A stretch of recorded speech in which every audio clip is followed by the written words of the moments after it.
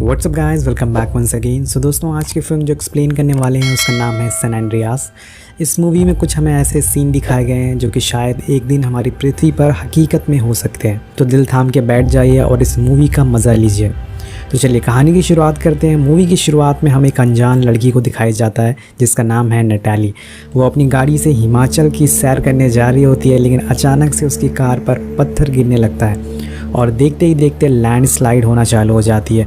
और लैंडस्लाइड की वजह से उसकी गाड़ी खाई में गिर जाती है। लेकिन यहाँ नटाली की किस्मत अच्छी होती है, वो अभी तक ज़िंदा है। अब सीन शिफ्ट होता है और हम रॉक को देखते हैं। इस मूवी में इनका नाम रे है। रे जो कि एक रेस्क्यू टीम में पायलट होता है और इसी हेलीकॉप्टर में एक न्यूज़ रिपोर्टर कुछ रेस्क्यू का इंटरव्यू ले रही होती है और रे हेलीकॉप्टर को उड़ा रहा होता है। लेकिन तभी उसकी नज़र उस खाई पर पड़ती है जहां पर वो लड़की की कार गिरी थी। और लकीली दोस्तों, रे नटाली की कार को देख लेता है और वो फ़ौरन हेलीकॉप्टर उस खाई के करीब ले जाता है। उसकी एक टीममेट नीचे जाता है और रस्सी के सहारे उस गाड़ी को एक रोप से बांध देता है जिससे कि वो ऊपर आ जाए। लेकिन वो गाड़ी काफ़ी बुरी तरह से अटकी हुई थी जिसकी वजह से रे का बैलेंस बिगड़ने लगता है और वो एक और टीममेट को नीचे भेजता है, लेकिन वो भी असफल हो जाता है। तो आखिर में दोस्तों रे को जाना पड़ता है और रॉक किसी काम के लिए जाए और वो काम ना हो, ऐसा हो सकता है। सो यहाँ पर फाइनली वो नटाली को बचा लेता है और उसकी जान बच जाती है। इसके बाद हम एक यूनिवर्सिटी का सीन देखते हैं जहाँ पे एक डिज़ास्टर मैनेजमेंट के प्रोफेसर डॉक्टर लॉरेंस सभी स्टूडेंट को बता रहे होते हैं कि 1964 में नॉर्थ अमेरिका में आया एक भूकंप इतना प्रभावशाली था कि वो जापान के हिरोशिमा में गिराए गए एटम बम से 10 मिलियन बार गिराए जाने से ज़्यादा खतरनाक था। वो बताते हैं कि सबसे ज़्यादा खतरनाक भूकंप 4 साल पहले चिल्डर शहर में आया था जिसका रेक्टर स्केल नापने में उसकी तीव्रता करीब 9.8 थी। ये भूकंप 11 मिनट तक रहा और उसने 80 फीट तक की सुनामी को भी जन्म दिया, जिससे देखते ही देखते पूरा साउथर्न चिली को अपने कब्ज़े में ले लिया। और ऐसा भूकंप हर 150 साल में एक बार आता है। जाते जाते वो सबको एक और बात बताते हैं कि पूरा कैलिफोर्निया सैन एंड्रियास जिस जगह पे बसा हुआ है उसके नीचे 2 टेक्टोनिक प्लेट्स हैं जिसकी खिसकने से पूरा न्यूयॉर्क शहर भी तबाह हो सकता है। और मेरी ये रिसर्च इसीलिए है कि मैं उस भूकंप के आने से पहले उससे प्रेडिक्ट कर सकूं और लोगों की जान बचा सकूं। अब थोड़ी देर बाद जब डॉक्टर लॉरेंस अपने कैबिन में जाके बैठते हैं तो उनके पास उनका कलीग आता है जिसका नाम है पर्क। वो उन्हें कुछ ग्राफ दिखाता है जो कि हॉल डैम के पास का था जहाँ पे कुछ झटके महसूस करे गए थे। ये देख के डॉक्टर लॉरेंस फ़ौरन अपने कलीग के साथ निकल पड़ते हैं उसकी रिसर्च करने के लिए। वही हम अब रे को देखते हैं और यहाँ हमें पता चलता है कि उसकी एक बेटी भी है जिसका नाम है ब्लेक। और बात पता चलती है कि रे की पत्नी एमा के साथ उसके डिवोर्स का प्रोसेस चल रहा है और उसकी बेटी ब्लेक अपनी मम्मी के अमीर बॉयफ्रेंड के साथ रहती है। सो गाइज, अब हम प्रोफेसर पे आ जाते हैं। प्रोफेसर हॉल डैम के भूकंप के झटकों को समझ रहे होते हैं, लेकिन तभी वहाँ एक काफ़ी तेज़ झटका आता है और ये किसी और चीज़ का नहीं बल्कि उसी भूकंप का होता है और जिसके बारे में लॉरेंस यूनिवर्सिटी में बता रहे थे। झटके की वजह से वहाँ काफ़ी ज़्यादा भगदड़ मच जाती है और सब लोग इधर उधर भागने लग जाते हैं। पूरा हॉल डैम तबाह हो जाता है और जो लोग उसमें खड़े होते हैं उन सभी की मौत हो जाती है। लेकिन लॉरेंस और पर्क वहाँ से भागने में कामयाब हो जाते हैं। लेकिन तभी पर्क को एक छोटी बच्ची दिखती है जो कि फंस चुकी होती है। वो उसे अपने गोद में लेके भागते हैं लेकिन वो किनारे तक पहुँच नहीं पाता और वो बच्ची वो डॉक्टर लॉरेंस को दे देता है और अपनी जान नहीं बचा पाता। उसकी मौत हो जाती है और पूरा डैम तबाह हो जाता है। दोस्तों, जो भी लोग उस पर थे उन सभी की मौत हो जाती है। डॉक्टर लॉरेंस किनारे पर खड़े होकर पूरा डैम को ऐसे देखते हैं और उनकी आंखें खुली की खुली रह जाती है। वहीं रे अपनी बेटी ब्लेक से मिलने डैनियल के घर जाता है जहां उसे एमा भी दिखती है। तो वो ब्लेक को गले लगा के वहां से निकल जाता है। लेकिन जब वो बाहर आता है तो उसे फ़ोन पे उसके ऑफिस का मैसेज आता है कि एक काफ़ी तेज़ भूकंप का झटका महसूस किया गया है, तुम फ़ौरन आ जाओ। और इधर हम देखते हैं कि ब्लेक डैनियल के साथ एक प्राइवेट प्लेन बेस सैन फ्रांसिस्को के लिए निकल जाती है एक ज़रूरी मीटिंग के लिए। वहाँ ब्लेक की मुलाकात बेन और उसके छोटे भाई से होती है जिसका नाम ओली होता है। तो ये दोनों यहाँ पर इंटरव्यू के लिए आए होते हैं। वो दोनों काफ़ी एक दूसरे से बातें करते हैं। वहीं दूसरी तरफ हम देखते हैं कि डॉक्टर लॉरेंस एक न्यूज़ रिपोर्टर को इंटरव्यू दे रहे होते हैं उस डैम के आसपास के भूकंप के आए झटकों के बारे में। लेकिन तभी दोस्तों उनके पास एक और चार्ट आता है और नेवाडा के बारे में ये चार्ट होता है जिसमें वो देखते हैं कि अभी थोड़ी देर में ही पूरा San Francisco, San Andreas के चपेट में आ जाएगा क्योंकि ये तीनों शहर एक ही टेक्टोनिक प्लेट्स के ऊपर बसा हुआ है। लेकिन अब शायद काफ़ी देर हो चुकी है, उनके पास किसी को कुछ बताने का ज़रा भी टाइम नहीं बचता क्योंकि यहाँ हम देखते हैं कि लॉस एंजलिस में एमा एक रेस्टोरेंट में बैठी होती है और वहाँ तेज़ तेज़ भूकंप के झटके आना चालू हो जाते हैं। देखते ही देखते दोस्तों पूरी बिल्डिंग टूट कर गिरने लगती है और एमा खतरे में है। इस चीज़ की खबर पाके रे उसकी तुरंत ही मदद करने के लिए निकल पड़ता है। लेकिन अभी ब्लेक और डैनियल सैन फ्रांसिस्को में ही हैं और वो अपनी पार्किंग में खड़ी कार से निकलने की कोशिश करते हैं। पार्किंग लॉट से बाहर निकलते ही भूकंप के झटकों के डगमाने लगती है। देखते ही देखते उनकी कार के आगे की पूरी ज़मीन धंस जाती है और वो लोग जैसे तैसे वहाँ से निकल जाते हैं। लेकिन तभी आगे जाके पार्किंग की पूरी छत नीचे गिर जाती है, जिससे डैनियल की कार एक मलबे में फंस जाती है और उसके साथ साथ ही ब्लेक भी बहुत ही बुरी तरह से फंस जाती है। उसका पैर उसमें फंस जाता है। डैनियल जैसे तैसे वहाँ से निकल जाता है और भागते हुए सिक्योरिटी गार्ड के पास जाता है और उससे मदद मांगता है कि ब्लेक, मेरे दोस्त एक कार में फंस गई है, मेरी मदद करो। लेकिन तभी वहाँ छत का मलबा गिर जाता है और गार्ड की भी वहीं मौत हो जाती है। अब डैनियल दोस्तों ब्लेक की जान की परवाह नहीं करता और अपनी जान बचा के वहाँ से भाग जाता है। ब्लेक को उसी हालत में वो छोड़ देता है, लेकिन उसकी ये बातें बेन सुन लेता है और ब्लेक को बचाने के लिए निकल पड़ता है। और यहाँ पर हम वो सीन देखते हैं जिसे देख के आपके रोंगटे खड़े हो जाएंगे। पूरा लॉस एंजलिस शहर मिट्टी में मिलने लगा था। ऊंची ऊंची बिल्डिंग ज़मीन में धंसने लगी थी और वहीं एमा एक बिल्डिंग में फंसी होती है और वो बिल्डिंग धीरे धीरे करके नीचे गिरने लगी थी। एमा डिसाइड करती है कि वो बिल्डिंग के छत पे जाएगी और वहाँ रे का इंतज़ार करेगी। वो ऐसे ही करती है, वो भागते हुए छत पे जाती है, लेकिन जैसे ही वो छत पे पहुँचती है उसकी बिल्डिंग भी गिरने लगती है। अगर वो वहाँ थोड़ी देर और रुकी तो उसकी पूरी बिल्डिंग गिर जाएगी और उसकी भी मौत हो जाएगी।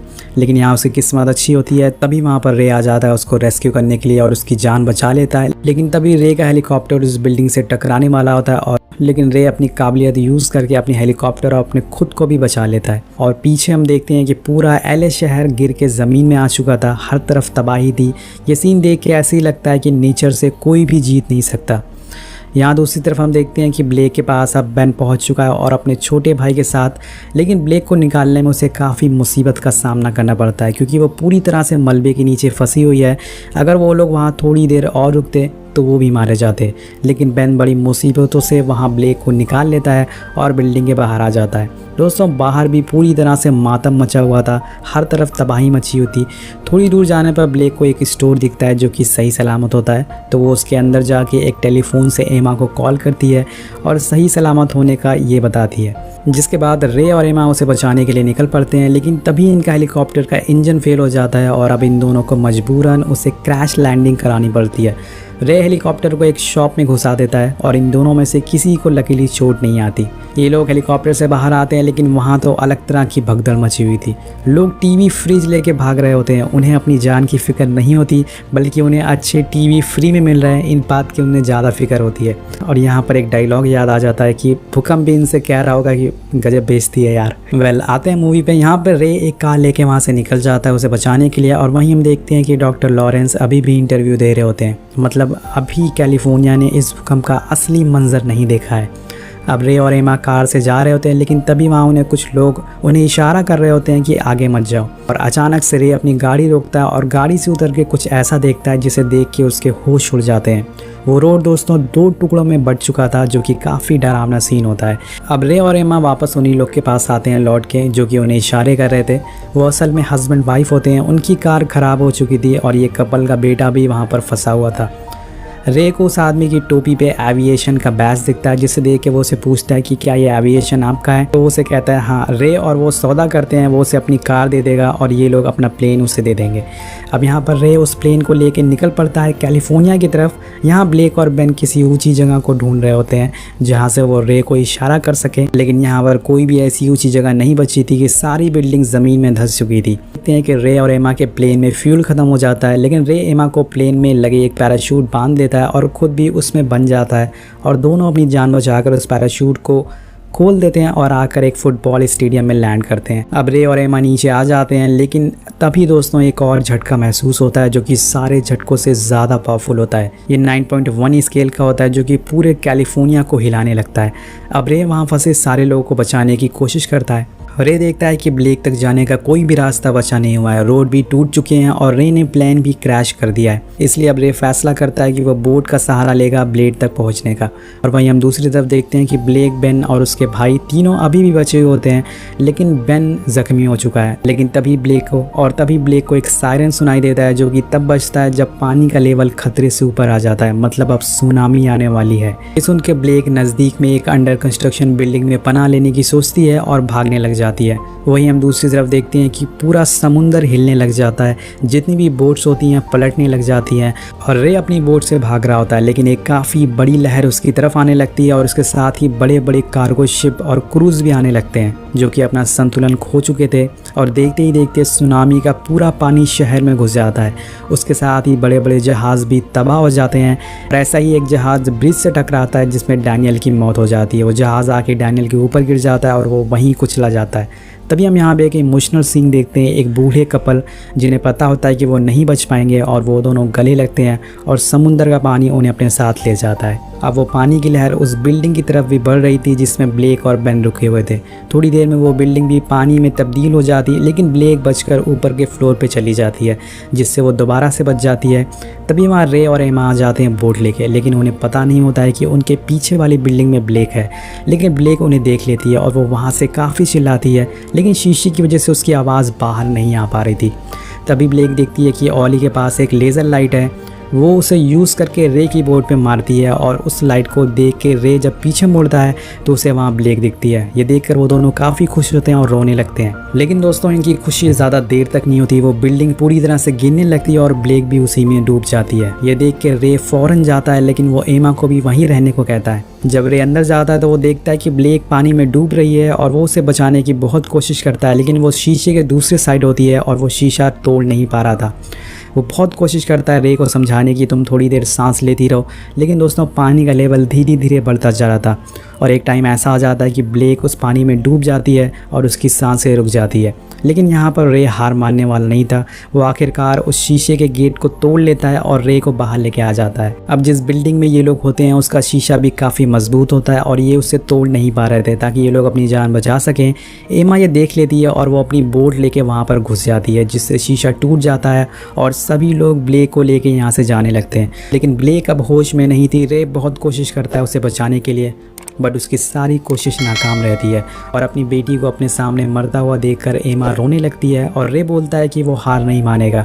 वो बार बार कोशिश करता रहता है और तभी दोस्तों एक चमत्कार हो जाता है। ब्लेक की सांसें चलने लगती है और वो वापस होश में आ जाती है। अब लास्ट में बचे हुए लोगों को पुलिस रेस्क्यू कर लेती है और यहाँ